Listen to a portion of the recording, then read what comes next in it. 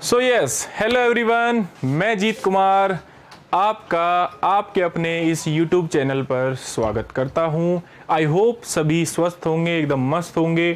And today we are going to discuss about salinity of the ocean. देखिए, geography का जो syllabus है, GS1 की मैं बात कर रहा हूँ। GS1 में जो ज्योग्राफी का जो सिलेबस है उसमें ओशनोग्राफी में आपका ये बहुत इंपॉर्टेंट टॉपिक है और इसके ऊपर प्रीलिम्स एंड मेंस में क्वेश्चन पूछे जा चुके हैं। ठीक है, मेंस में भी यहाँ से क्वेश्चन बन सकता है और प्रीलिम्स में भी यहाँ से क्वेश्चन बन सकता है। तो टॉपिक है हमारा आज का salinity of the ocean. Salinity को हिंदी में कहते हैं लवणता। क्या कहते हैं? लवणता कहते हैं। ठीक है, इसके बारे में जानेंगे। लेकिन जब भी हम कोई भी टॉपिक पढ़ते हैं तो सबसे पहले पता होना चाहिए कि वो होता क्या है, यानी कि उसका इंट्रोडक्शन। उसके बाद अगर हम सैलिनिटी की बात करें तो सैलिनिटी के सोर्सेज क्या हैं। भाई कुछ तो सैलिनिटी के सोर्सेज होंगे ना। क्यों? क्योंकि जो अर्थ है, जो अर्थ पर ओशंस हैं, वो सारे के सारे कैसे ओशंस हैं? सैलाइन है, मतलब सैलाइन वाटर है उनमें, या फिर कहें तो खारे ओशन है। ठीक है, खारा पानी है उनमें। तो वो कहां से आया, क्या उसके सोर्सेज हैं? अच्छा, सैलिनिटी टेम्परेचर और डेंसिटी के बीच क्या रिलेशन है? कौन एक दूसरे से प्रेम करता है, कौन एक दूसरे से प्रेम नहीं करता है, कौन डायरेक्टली प्रोपोर्शनल है, कौन इनडायरेक्टली प्रोपोर्शनल है, ये हम देखेंगे। उसके बाद सैलिनिटी को कोई से फैक्टर्स तो होंगे जो अफेक्ट करते होंगे। कुछ फैक्टर्स हैं जो अफेक्ट करते होंगे, जैसे रेनफॉल कहीं पर होता है, कहीं रिवर इनफ्लक्स होती है किसी ओशन में, किसी सी में, तो वहां पर सैलिनिटी कम मिलती है। जहां पर आपका ओवरऑल रेनफॉल ज्यादा होता है वहां पर सैलिनिटी आपको कम मिलती है as compare to other regions. तो हम देखेंगे कौन कौन से ऐसे फैक्टर्स हैं जिसकी वजह से जो सैलिनिटी है वो प्रभावित होती है। इसके अलावा सबसे इंपॉर्टेंट चीज जिस पर हमेशा क्वेश्चन बनता है, दैट इज एक तो फैक्टर अफेक्टिंग है, एक है डिस्ट्रीब्यूशन। तो टेम्परेचर का भी डिस्ट्रीब्यूशन अगर हम पढ़े ओशन में या सैलिनिटी का पढ़े तो दो टाइप से डिस्ट्रीब्यूशन पढ़ते हैं, एक होता है हॉरिजॉन्टल, एक होता है वर्टिकल। हॉरिजॉन्टल यानी कि लैटिट्यूड्स पर बेसिकली कैसे कैसे सैलिनिटी कम होती है, ज्यादा होती है। एंड वर्टिकल ओशन की डेप्थ में सैलिनिटी कम होती है या ज्यादा होती है। अभी आई होप एक बार तो सारा सभी ने पढ़ लिया होगा ज्योग्राफी को। जिसने नहीं पढ़ा है बिल्कुल जीरो से चलेंगे और एंड तक सारी चीजें आपको समझ में आ जाएंगी।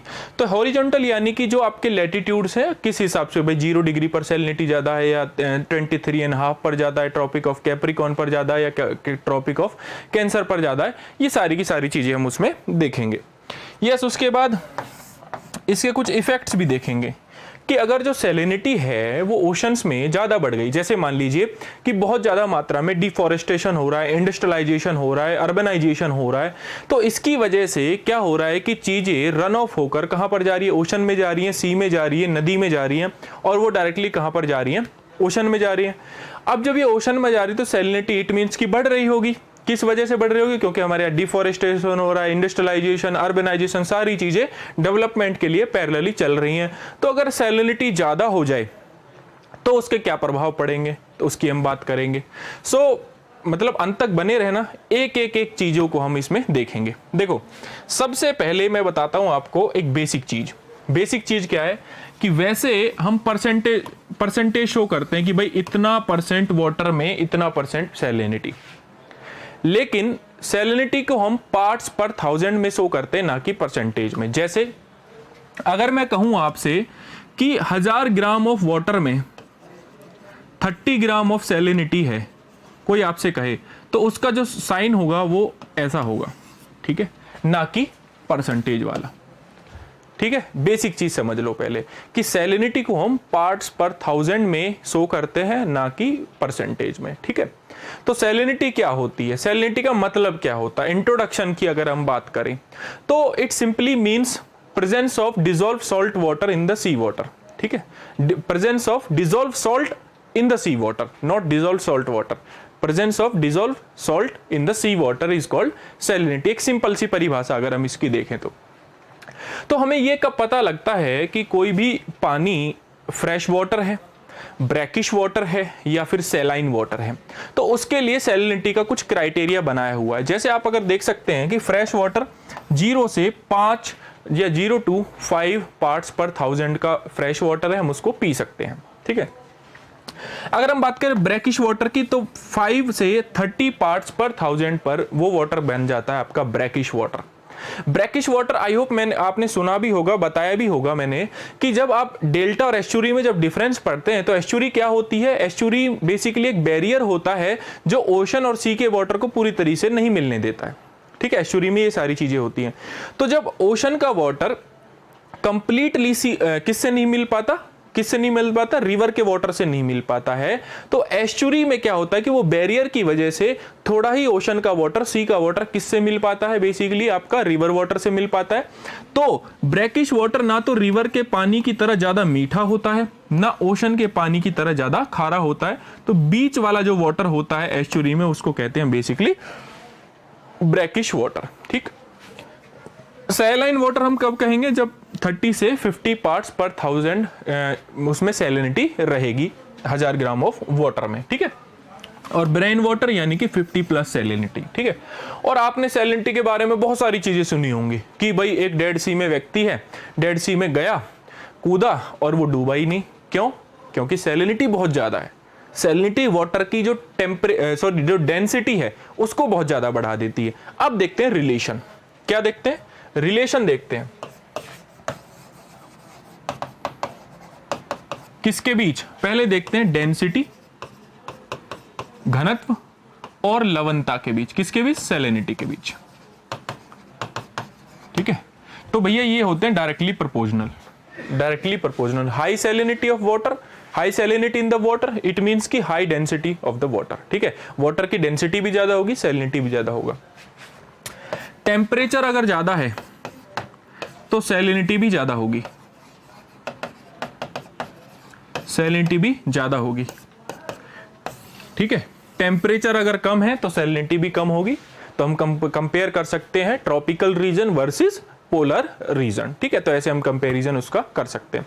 अच्छा, एक पॉइंट और है यहां पर, अगर आपसे कोई पूछे ना कि भाई इक्वेटर पर सैलिनिटी यानी कि 0 डिग्री पर सैलिनिटी ज्यादा होगी कि कम होगी एज कंपेयर टू आपके अगर हम ऊपर वाले लैटिट्यूड्स में जाएं, और आपको पता है as we move from equator to the pole salinity decreases, ये सारी चीजें होती हैं।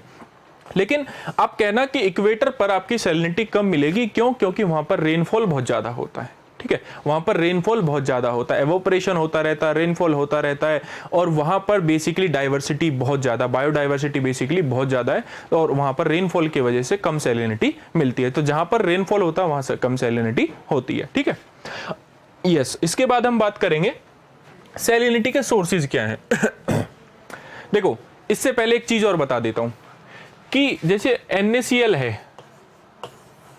ठीक है, सैलाइन वाटर है, सैलाइन वाटर में NaCl होगा ही।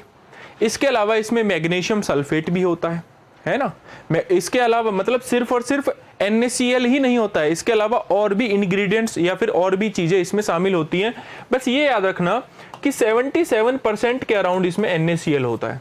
कितने परसेंट? 77% के अराउंड इसमें NaCl शामिल होता है। ठीक है, तो इसलिए ज्यादा NaCl शामिल है तो सैलिनिटी में ये सारी चीजें होती हैं। सोर्सेज क्या हैं? देखिए, NaCl जो है या सैलिनिटी जो है वो हर जगह प्रेजेंट है। हर जगह कैसे प्रेजेंट है? देखिए, आपके जो पसीना है, आपका आंसू है जो, ठीक है, उसके ड्रॉप में भी NaCl आपको बेसिकली देखने को मिलता है। कैसे देखने को मिलता है? अगर मतलब कभी आपको प्रेम में रोना पड़े, हालांकि ऐसा ना हो, ठीक है, तो भैया उस आंसू को लेके एक बार उसको चेक करके देखना, तो आपका जो उसका टेस्ट होगा वो सैलाइन होगा। मतलब उसको मैं आप नमक की थोड़ी सी आपको क्या आएगा, टेस्ट आएगा उसमें से। तो सब जगह प्रेजेंट है। अब क्या होता है कि जो रिवर्स है, ठीक है, रिवर्स है, ठीक, अब ये क्या करती है कि भाई रिवर है, बेसिकली क्या करती है कि इरोजन करती है। ठीक है, अपने साथ जो सेडिमेंटेशन है उसको बहाकर लेके जाती है, बहाकर लेके जाती है, तो फाइनली वो कहां जाता है? ओशंस में जाता है, और ओशंस में जाता है तो सैलिनिटी को बढ़ा देता है। और क्या रिसोर्स, और क्या सोर्सेज हैं? और है केमिकल वेदरिंग। केमिकल वेदरिंग मतलब कि देखिए, जो आपकी चट्टानें होती हैं या रॉक्स होती हैं, जब वो फ्रेगमेंटेड होती है, इट मीन्स कि वो जब धीरे धीरे टूटती हैं, देन उनके ऊपर जब बेसिकली रेनफॉल गिरता है तो वो बेसिकली सरफेस जो उनका है वो रन ऑफ होकर कहां पर चला जाता है? अगेन कहाँ पर चला जाता है, आपका ओशन में चला जाता है। तो आई होप समझ गए होंगे कि सैलिनिटी का सोर्सेज क्या है। और आजकल तो इंडस्ट्री वगैरह बहुत ज़्यादा है ना, सारे का सारा जो वेस्ट है वो जा रहा है कहाँ पर, ओशंस में जा रहा है, रिवर्स के माध्यम से जाए कैसे भी जाए, तो उसकी वजह से सैलिनिटी ओवरऑल ओशंस की बढ़ जाती है। इसके अलावा वोल्केनोज हैं। वोल्केनोज कैसे हैं भाई? वोल्केनोज ऐसे हैं कि अगर आपने mid ocean, mid Atlantic ridge आपने देखी होगी तो ऐसा आकार की है, ठीक है, सबको पता है, ठीक है, ये चीज आपने पढ़ी होगी कहां पर, जब आपने कॉन्टिनेंटल शेल्फ, कॉन्टिनेंटल स्लोप, ये सारी की सारी चीजें पढ़ी होंगी। तो यहां पर जो mid Atlantic ocean region, it means कि प्लेट टेक्टोनिक्स के अकॉर्डिंग दो प्लेटें एक दूसरे से क्या जा रही हैं, अलग हो रही हैं, डाइवर्ज हो रही हैं। कुछ प्लेट टेक्टोनिक्स में क्या होता है, कुछ प्लेट कन्वर्ज होती हैं, कुछ डाइवर्ज होती हैं, और कुछ एक दूसरे के क्या चलती है, समानांतर चलती है, ट्रांसफॉर्म बाउंड्री को नाम से उसे जाना जाता है। तो यहां से जब वोल्केनोज निकलते हैं तो यहां से इसमें क्या है, मैग्मा निकलता है, और मैग्मा के अलावा उसमें डिफरेंट डिफरेंट गैसेस निकलती हैं, तो उसकी वजह से क्या होता है, सैलिनिटी बढ़ जाती है। एक और पॉइंट है, जैसे आपको पता है कि CO2 का क्या है, CO2 को जो ओशन है वो एब्जॉर्ब करता है, ठीक है, ओशंस क्या करते हैं CO2 को, या फिर कहें तो गैसेस का जो सर्कुलेशन होता है तो इसमें CO2 को एब्जॉर्ब करता है। कौन एब्जॉर्ब करता है, आपका ओशन एब्जॉर्ब करता है। तो ओशन एसिडिफिकेशन क्यों हो रहा है, क्योंकि ज्यादा मात्रा में हम एक तो क्या कर रहे हैं, इंडस्ट्रियल वेस्ट उसमें डाल दे रहे हैं, दूसरा CO2 का बहुत ज्यादा मात्रा में उसका बेसिकली हम क्या कर रहे हैं, प्रोडक्शन कर रहे हैं। तो यहां पर इसकी वजह से भी गैसेस के जो चक्र है ना, साइकिल है, उसकी वजह से भी ओशंस में सैलिनिटी बनी रहती है। तो दीज आर द रीजंस जिनकी वजह से सैलिनिटी के जो सोर्सेज हैं वो ओशंस में प्रेजेंट होते हैं, ठीक है। चलिए आगे चलते हैं। Factors controlling the ocean salinity, ऐसे कौन कौन से फैक्टर्स हैं जो ओशन की सैलिनिटी को कंट्रोल करते हैं। इट मीन्स कि कहीं पर सैलिनिटी ज्यादा है, कहीं पर सैलिनिटी कम है, तो उसके पीछे कौन कौन से ऐसे रीजंस हैं, कौन कौन से फैक्टर्स हैं जो उसको कंट्रोल करते हैं। तो अब सबके मन में आ गया होगा, देखो सर रिवर का वाटर है, सर रेनफॉल है ना, सर रिवर का वाटर है, रेनफॉल है। रिवर का वाटर जैसे बे ऑफ बंगाल वर्सेस अरेबियन सी की हम एक एग्जांपल लेके बात कर लेते हैं। तो जब हम बे ऑफ बंगाल में देखते हैं तो बे ऑफ बंगाल की जो सैलिनिटी होती है वो अराउंड एवरेज जो है आपका ये देखने को मिलता है 30 पार्ट्स पर 1000 के करीब देखने को मिलता है। जबकि जब अरेबियन सी की हम सैलिनिटी देखते हैं वो वेरी करती है 33 से 34 पार्ट्स पर 1000 के अराउंड। क्यों? क्योंकि most of the Indian rivers are influx into the Bay of Bengal. Bay of Bengal में आपकी गोदावरी, कृष्णा, कावेरी और आपके जो है गंगा, ब्रह्मपुत्र रिवर, ये सब कहां पर, बे ऑफ बंगाल में जाती हैं। तो इनका वाटर कैसा है, मीठा पानी है, बेसिकली मीठा वाटर है, या फिर कहें तो ओवरऑल कहें तो जो मीठा पानी है वो क्या होता है, इन्फ्लक्स होता है बे ऑफ बंगाल में, तो इसलिए सैलिनिटी वहां पर कम है। एज कंपेयर टू अरेबियन सी में देखो नर्मदा गिरती है, ताप्ती गिरती है, ठीक है, साबरमती है, बहुत सारी रिवर्स हैं वो जो वहां पर भी गिरती है, लेकिन as compare to Bay of Bengal कम रिवर गिरती है। तो उस वजह से हम कह सकते हैं कि आपकी रिवर वाटर जहां ज्यादा इन्फ्लक्स होगा वहां पर आपकी जो सैलिनिटी है वो कम देखने को मिलेगी। जैसे एक और एग्जांपल ले सकते हैं, दैट इज आपका कैस्पियन सी वर्सेस ब्लैक सी। अब देखिए कैस्पियन सी में एकमात्र रिवर गिरती है, दैट इज आपका वोल्गा रिवर, और ब्लैक सी में डॉन, डेन्यूब, नाइपर, है ना, ये सारी की सारी रिवर्स उसमें गिरती हैं। तो यहां पर सैलिनिटी कम मिलती है और यहां पर सैलिनिटी ज्यादा मिलती है। और जबकि इसके और बेसिकली जबकि ये देशों से चारों ओर से घिरे हुए हैं, तो इन्फ्लक्स ऑफ वाटर्स पर भी ये चीजें डिपेंड करती हैं। यस, प्रेसिपिटेशन का एग्जांपल मैं आपको दे चुका हूं, यानी कि वर्षा, बारिश, उसका एग्जांपल दे चुका हूं कि इक्वेटर पर बेसिकली आपको सैलिनिटी कम देखने को मिलेगी, बिकॉज वहां पर रेनफॉल लगातार बार बार होती रहती है। और कहीं पर जहां रेनफॉल नहीं होती है, जैसे मतलब मान लीजिए ट्रॉपिक ऑफ कैंसर है, तो वहां पर कम रेनफॉल आपको देखने को, वहां पर हाई सैलाइन वाटर आपको देखने को मिलेगा। ओशन करंट्स भी सैलिनिटी को क्या करती हैं, एक जगह से दूसरी जगह मूव करा देती हैं। जैसे एक एग्जांपल के थ्रू मैं आपको समझा सकता हूं कि देखिए यहां पर ये जो ओशन करंट है, तो बेस्ड ऑन द कैरेक्टरिस्टिक, तो 2 टाइप की ओशन करंट होती है, एक हॉट होती है, कोल्ड होती है, ठीक है, सबको पता है।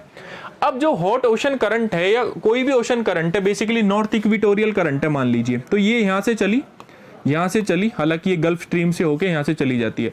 तो यहाँ पर जो सैलिनिटी होती है वो क्या करा देती है, वाटर को वाटर उसका जो है मूवमेंट जब होता है तो सैलिनिटी एक प्लेस से दूसरे प्लेस पर चली जाती है। तो यहाँ की जो सैलिनिटी है, जब ओशन करंट मूव करेंगे तो जो आपका जो बेसिकली गल्फ स्ट्रीम के करंट है, तो ये क्या करेंगे, जो यूरोप है उसके नॉर्थ में, उसके नॉर्थ वेस्ट में यहां पर सैलिनिटी आपको देखने को मिल जाएगी। तो ओशन करंट क्या है कि जब वन प्लेस से when ocean current move from one place to another place, तो क्या करती है, सैलिनिटी को भी अपने साथ लेकर चली जाती है। इस बात को भी आपको याद रखना है। ठीक, चलिए, atmospheric pressure and wind direction, sea enclose by land. Again example ले सकते हैं हम किसका, सी इनक्लोज बाई लैंड, जैसे कि कैस्पियन सी का। आई होप अब आपको पता लग गया होगा कि कैस्पियन सी में एक रिवर गिरती है, वो भी यहां से गिरती है।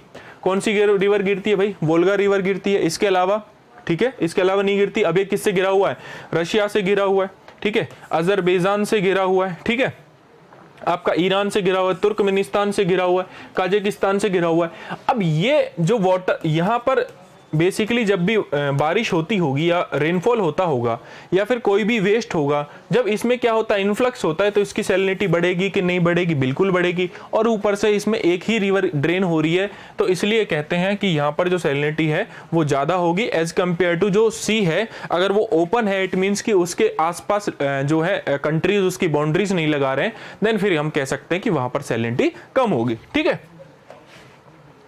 यस। इसके अलावा तो ये रहे आपके different differences. Temperature and evaporation, आपको पता है कि जहां पर हाई टेम्परेचर है वहां पर हाई एवोपरेशन होगा, और एवोपरेशन हाई होगा तो सैलिनिटी भी आपकी हाई होगी।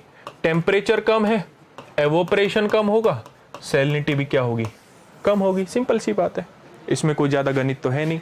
तो I hope factor affecting of salinity आपको समझ आ गया होगा। देन हम फर्दर एक स्टेप आगे बढ़ते हैं। ये एग्जांपल मैंने समझा दिया कि most of the river influx into the Bay of Bengal. तो इसमें जब इनफ्लक्स होती है तो इट मींस कि वहां पर जो सैलिनिटी आपको कम देखने को मिलेगी, लेकिन इस वाले रीजन में कम देखने को मिलेगी। जैसे जैसे हम इससे दूर चले जाएंगे तो जो रिवर का जो वाटर है उसका जो प्रभाव है यहाँ पर कम दिखने, धीरे धीरे कम होता चला जाएगा। तो सैलिनिटी जहां जहां पर रिवर गिर रही है, जहां जहां पर इन्फ्लक्स हो रही है, वहां पर कम देखने को मिलेगी। और जैसे जैसे हम डायरेक्शन मतलब उससे दूर चलते चले जाएंगे, सैलिनिटी आपकी बढ़ती चली जाएगी। क्यों? क्योंकि जो वाटर इन्फ्लक्स हो रहा है उस वाले एरिया तक ही आपकी जो सैलिनिटी है वो आपको कम देखने को मिलेगी, दूर तक उसका प्रभाव नहीं होता है, तो वहां सैलिनिटी धीरे धीरे ज्यादा होती चली जाएगी। तो ये एग्जांपल मैं ऑलरेडी समझा चुका हूं। चलिए, सो यस, प्रीलिम्स आ रहा है तो देखो, प्रीलिम्स में एक चीज, अब पढ़ने वाले बच्चे क्या करते हैं, स्मार्ट बच्चे क्या करते हैं, अच्छा कैस्पियन सी है, चलो रिवाइज कर लिया किस कंट्री से घिरा हुआ है। ठीक है भाई, आपका इससे रशिया से घिरा हुआ, कजाकिस्तान, तुर्कमेनिस्तान, ईरान से घिरा हुआ है, तो ऐसे याद कर लेते हैं वो कि ठीक है भाई, आपका मैपिंग वाला काम भी ऑलरेडी हो गया है। ठीक है, यस। इसके अलावा ब्लैक सी का एग्जांपल मैं देख चुका हूं कि ब्लैक सी में आपकी डॉन है, डेन्यूब है, इसके अलावा एटसेट्रा जो रिवर है वहां यहाँ पर इन्फ्लक्स होती है as compare to the Caspian Sea. इसलिए कैस्पियन सी की सैलिनिटी ज्यादा है और जो आपके ब्लैक सी है उसकी सैलिनिटी कम है, क्योंकि मोर जो रिवर है या ज्यादा से ज्यादा जो रिवर्स हैं वो यहाँ पर क्या होती है, इन्फ्लक्स होती है। ठीक है, चलिए, यस। लेक वॉन, ठीक है, कहां पर है ये, टर्की में है। कहां पर है, टर्की में है। और कमेंट बॉक्स में मुझे बताना है कि टर्की में अभी रिसेंट में क्या हुआ है। कमेंट बॉक्स में आपको बताना है कि क्या हुआ है टर्की में अभी, और बहुत मतलब इतने बड़े लेवल पर हुआ है कि मुझे नहीं लगता कि जो बच्चा तैयारी कर रहा है प्रॉपरली तो उसको पता नहीं होगा कि टर्की में क्या हुआ है। सो ये जो लेक है इसमें सबसे ज्यादा सैलिनिटी है, पूरे वर्ल्ड का सबसे हाई सैलाइन वाटर जो है इस वाली लेक में मिलता है। डेड सी इसके बाद है भाई, डेड सी इसके बाद है। ठीक है, ये है आपका डेड सी। तो आप कभी घूमने जाइए, है ना, घूमने जाइए और डेड सी में जब जाएंगे तो उसमें जरा एक बार छलांग लगा के देखिए, तो आपको तैरना अगर आता है जिसको, वो तो बढ़िया ही बात है, जिसको तैरना नहीं आता तो वो वैसे ही तैर जाएगा जैसे ये व्यक्ति तैर रहा है यहाँ पर। ठीक है, तो ये भाई साहब हैं, ये अपना पेपर पढ़ रहे हैं डेड सी में, है ना, तो डूब तो रहे नहीं है। क्यों?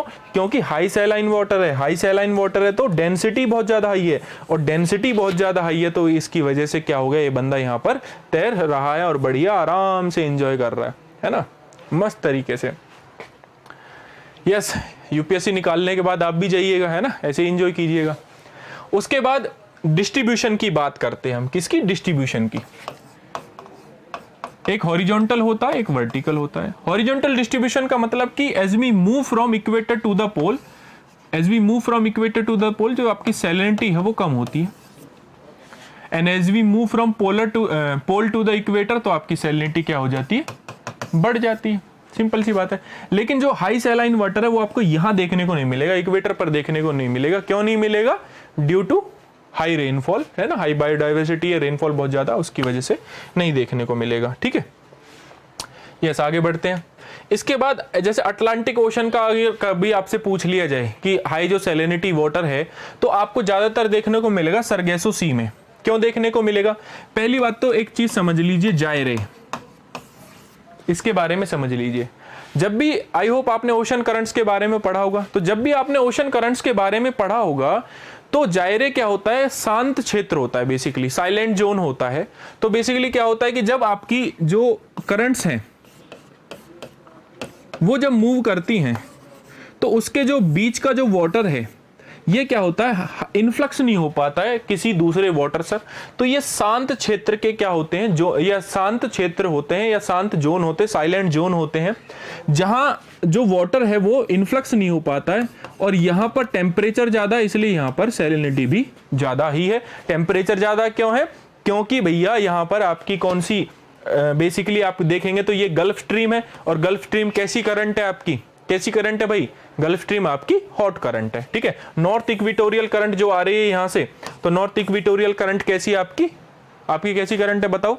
हॉट करंट है। ठीक है, तो सरगेसो सी और इसके साथ साथ आपको जायरे का भी मतलब समझ में आ गया होगा। फिर आपसे एक केस स्टडी के माध्यम से, जब भी सैलिनिटी पर आप क्वेश्चन लिखें तो एक केस स्टडी के माध्यम से क्या कर सकते हैं? आप एग्जांपल दे सकते हैं कि देखो अरेबियन सी में ज्यादा सैलिनिटी मिलती है as compare to Bay of Bengal, और क्यों मिलती है उसके सारे फैक्टर्स में 1 by 1 गिना चुका हूं आपको, है ना। तो आप उसमें एक केस स्टडी बनाकर लिख सकते हैं।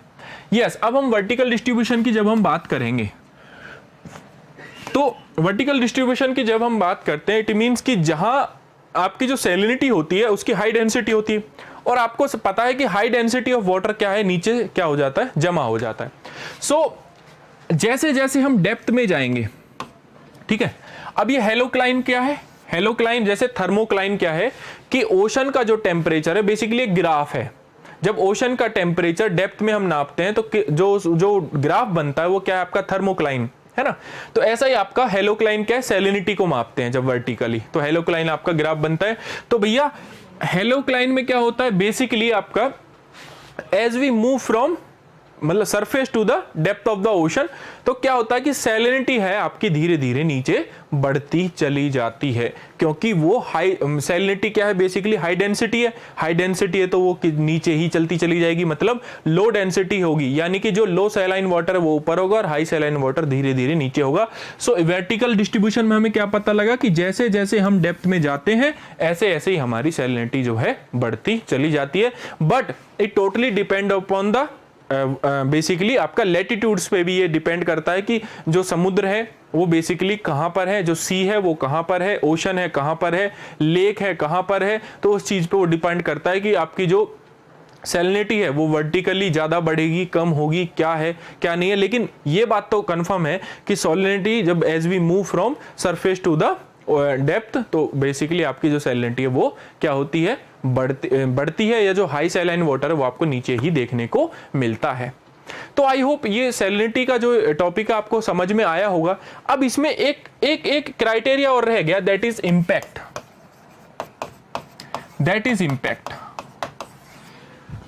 एक इंपैक्ट गिना देता हूं, बाकी आप कमेंट बॉक्स में लिखेंगे। एक इंपैक्ट बता देता हूं। इंपैक्ट क्या है? पहला, आई होप आपने कोरल रीफ्स के बारे में सुना होगा। तो कोरल रीफ्स के बारे में सुना होगा, तो जब उसकी कंडीशंस आपने देखी होंगी कि जो कोरल रीफ्स है उसकी जो कंडीशन है, मतलब पनपने की जो कंडीशन है उसमें ये है कि ना तो ज्यादा फ्रेश वाटर होना चाहिए, ना ही हाई सैलाइन वाटर होना चाहिए, मिड में होना चाहिए वाटर। ठीक है, मिड में होना चाहिए। तो मतलब अराउंड के करीब 25 या 23 के बीच में जो है आपकी सैलिनिटी आपको देखने को मिल सकती है। तो आप कह सकते हैं कि भाई ठीक है, वहां पर कोरल्स रीफ्स आपको देखने को मिल जाती है। इट मींस कि हाई सैलाइन ऑफ वाटर हो जाएगा due to the deforestation, due to the deforestation, due to the urbanization, due to the industrialization, जो कि हो भी रहा है। एंड मोस्ट ऑफ द जो आपकी 70% जो कोरल रीफ्स हैं, ठीक है, वो बेसिकली विलुप्त हो जाएंगी 2030 तक। ठीक है, क्यों? क्योंकि ओशन का टेम्परेचर बढ़ रहा है और सैलाइन वाटर उसमें बढ़ रहा है। तो सैलिनिटी जब बढ़ेगी तो उसकी वजह से जो आपकी कोरल रीफ है वो धीरे धीरे खत्म होनी शुरू हो जाएंगी। यस, उसके अलावा कुछ होता है कि भैया जो एग है, जो मतलब फिश है, उनके जो एग हैं वो क्या है, वाटर के नीचे है। ठीक है, अब क्या होगा, सैलिनिटी बढ़ेगी, इट मींस कि एग क्या है, ऊपर आ जाएंगे और शिकारी के द्वारा उनका शिकार कर लिया जाएगा। तो ये भी एक फैक्टर हो सकता है। इसके अलावा कौन कौन से फैक्टर और रिस्पॉन्सिबल हैं सैलिनिटी में जो इंपैक्ट ला सकते हैं, पॉजिटिव और नेगेटिव, वो आप कमेंट बॉक्स में लिखेंगे। और इसी सीरीज में आपको नेक्स्ट वीडियो किस चीज का चाहिए, कौन से टॉपिक का चाहिए, वो भी आप कमेंट बॉक्स में लिखें। और अगर आपको ये सीरीज पसंद आई देन आप हमारे जो चैनल है उसको शेयर करें, सब्सक्राइब करें। Thank you so much.